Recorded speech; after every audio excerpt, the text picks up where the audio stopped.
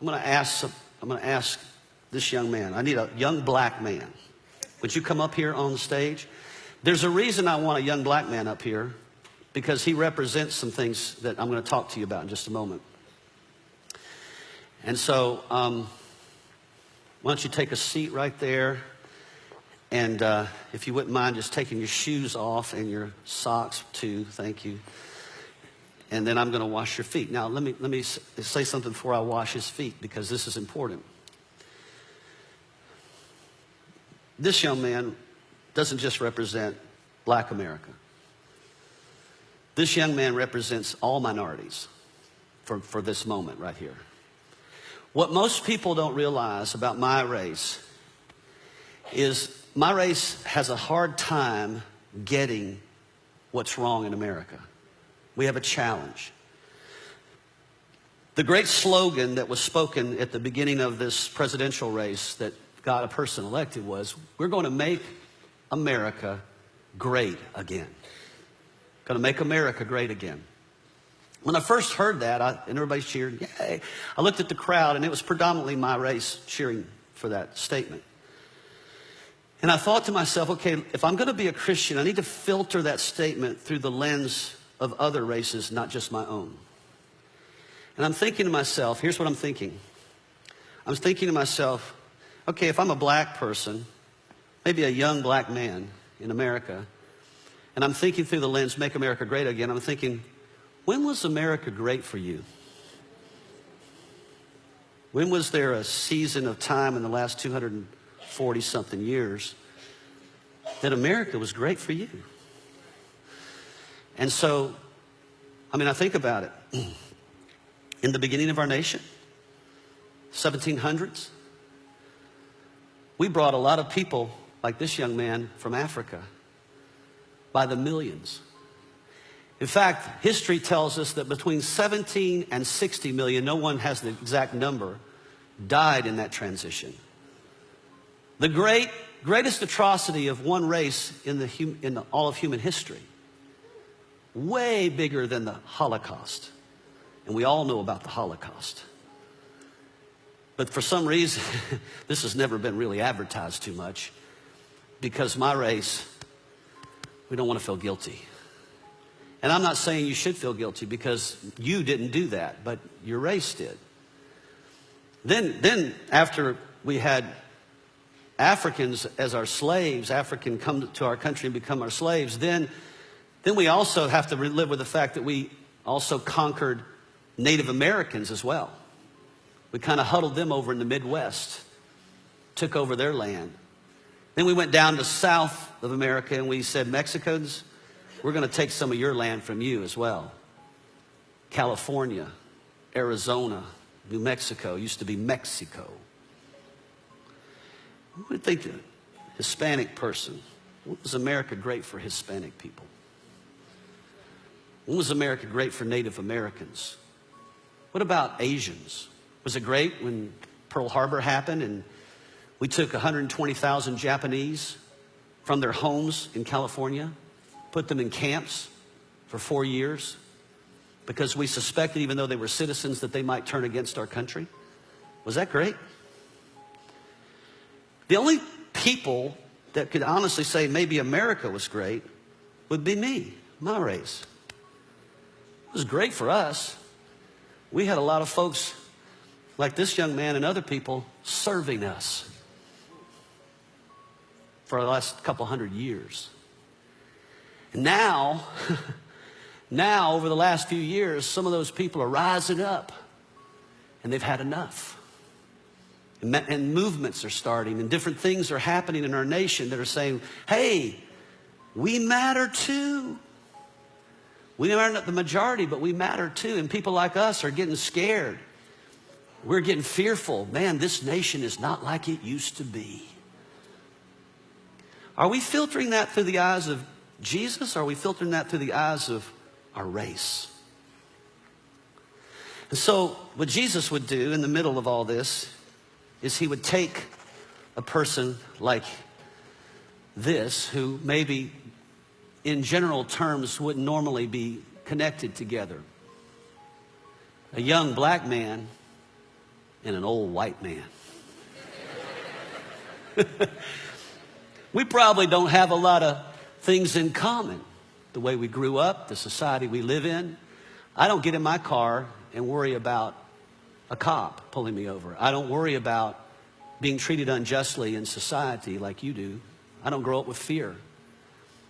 I don't worry about inequality for my race. I don't have those concerns. But I have them for you. And I care about you. And when I got born again, God did something in my heart towards people like you. And I started thinking, you know, I can't heal this nation. I'm not a healer. Jesus is the healer. The greatness of a nation is never based on a race or the accomplishments of a race. The greatness of a nation is based on whether or not it's submitted to God. We're not great because of our prosperity. We're not great because we won wars. We're great only if God is in our lives and ruling over us. And we've become a nation where God's no longer ruling over us. And that's why we're so angry at each other. And we're fighting with one another, and we're in division over each other. And I can't see our government healing that. I can't see any president healing that. I can't see any leader healing that in society other than Jesus. And that has to start with us in the church. So, Jesus would take one of the disciples and he would wash their feet. He would pour water over their feet because the feet represented the dirtiest part of their body, the lowest part. And he'd say, you don't have to wash the whole body, just wash the feet. It's the hardest part to put your hands on. Who in their right mind would want to wash somebody else's feet? Yet Jesus did that. And he said, you see how I'm doing this? You see how I'm putting my hands on your feet? What I'm saying by that is I'm trying to get you to see something. You're valuable to me. I'm not superior to you. You are just as valuable as I am. I know society hasn't told you that, and I know circumstances in life haven't told you that, and I know history hasn't told you that, but God says that about you. And you deserve the right as a young black man to grow up without fear. You don't need to be growing up with wondering whether or not you're accepted by another society. God accepts you. He's the great equalizer. When he came to the cross, he came to equalize everybody, to take slaves and make them equal to the free, and make the woman and the man equal, and make the poor and the white equal, the poor and the rich equal, and to make everyone equal. And he says, look, I want you to do this because this is what heals the world. This is what causes the world to come together, is when we serve each other, when I can serve you and you can serve me, and we're not living our life trying to have power over each other, but we're family. You're a Christian, I'm a Christian. You're my brother, I'm your brother. We bros.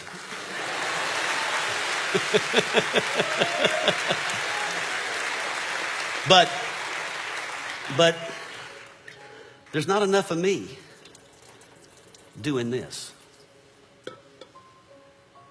More of this needs to happen. And so maybe it starts with us in the church. Maybe it starts with the people that are in this church, that we would just say, you know, regardless of our history together, what if we just started loving each other and serving each other and maybe washing each other's feet? What if we had a small group one night and we just all just humbled ourselves, got down here real low and looked up to you and said, you know, I value you. I care what happens to you. I care what you experience in America. I care about the hurts and the wounds of your past. I care about the history of my race against your race. And I'm sorry. I repent. I didn't do it myself personally, but I take responsibility for my own race. Because Jesus didn't do anything to hurt people, but he took responsibility for them. He took responsibility when he went to the cross, and I need to go back to the cross because we need healing. We need healing in this relationship. We need to be one together instead of you doing your thing and me doing my thing. And so you're a good representation, not just of Black America, you're a good representation of all people that maybe haven't been treated with value, wherever they're from. And I just want you to know that from this point on, my life is about making sure that you understand that you grow up in an America where there are people that value you from another race. I love you, bro. Hold on.